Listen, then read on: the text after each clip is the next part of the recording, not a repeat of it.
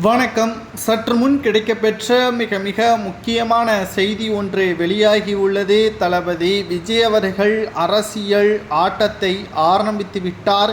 இனி ஆளும் கட்சிக்கும் கூட்டணி கட்சிக்கும் மிகப்பெரிய தலைவலியாக மாறப்போகிறது.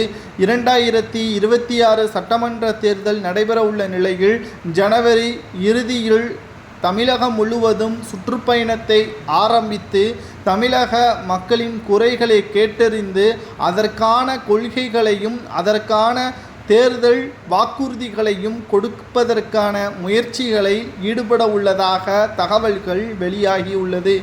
இது திராவிட முன்னேற்றக் கழகத்திற்கு பெரிய தலைவலியாக அமையும் என்றும் 234 தொகுதிகளில் இதற்கு முன்பாக ஸ்டாலின் அவர்கள் சுற்றுப்பயணம் மேற்கொண்டுதான் முதல்வராக பொறுப்பேற்றார் என்பதும் குறிப்பிடத்தக்கது. அதே பாணியில் சிறுபான்மையினர்களை தனது பக்கம் வரவழைத்து விட்டால் நிச்சயம் விஜய் அவர்கள் முதல்வராக வரக்கூடும் என்றும் அரசியல் வட்டாரங்களில் செய்திகளும் வெளியாகி கொண்டிருக்கிறது.